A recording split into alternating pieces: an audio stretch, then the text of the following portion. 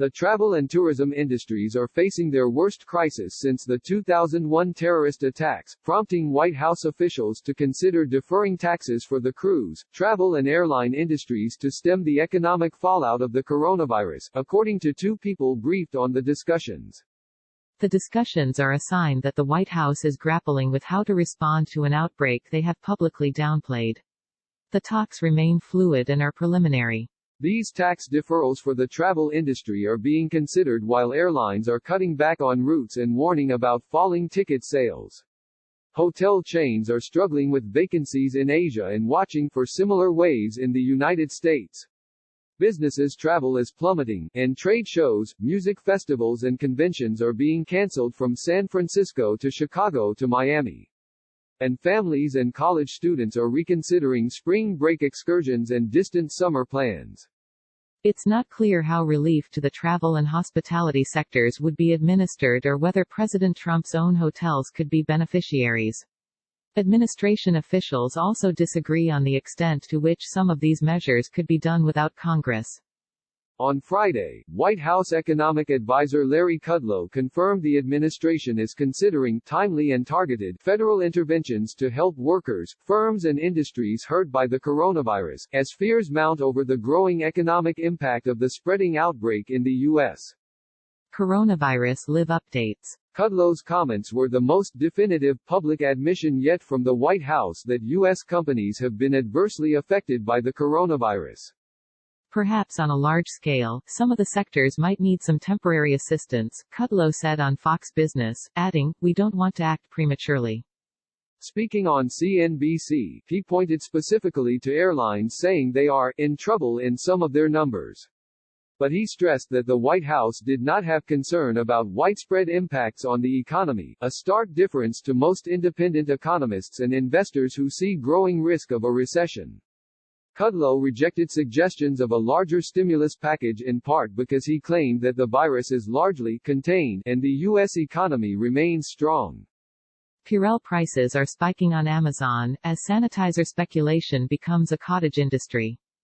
The coronavirus outbreak could cost airlines as much as $113 billion in lost revenue, the International Air Transport Association warned this week, and the U.S. Travel Association forecasts that international flights to the U.S. will plummet 6% over the next 3 months, which would be the largest decline since the 2008 economic crisis, the last time the travel industry weathered such a large financial hit.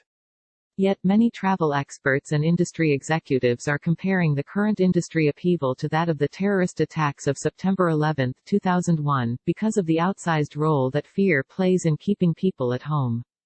It has a 9/11-like feel, Southwest Airlines CEO Gary Kelly said Thursday on CNBC.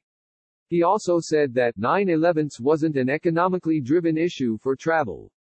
It was more fear, quite frankly, and I think that that's really what's manifested this time.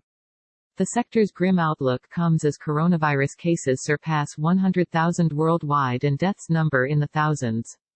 The United States announced its 12th fatality on Friday, and Maryland became the latest state to confirm new cases. Meanwhile, the Trump administration has imposed travel restrictions on China, the epicenter of the outbreak, and Iran, Italy and South Korea, while the U.S. Centers for Disease Control and Prevention has cautioned against travel to Japan. While there are no restrictions on domestic travel, and basic habits like hand washing remain among the best defenses against the flu-like virus, the outbreak has sent global markets into near hysteria. The Dow Jones Transportation Average careened into a bear market this week, meaning these stocks have fallen more than 20% from their recent highs. United Airlines and American Airlines stocks are both down about 40% so far this year.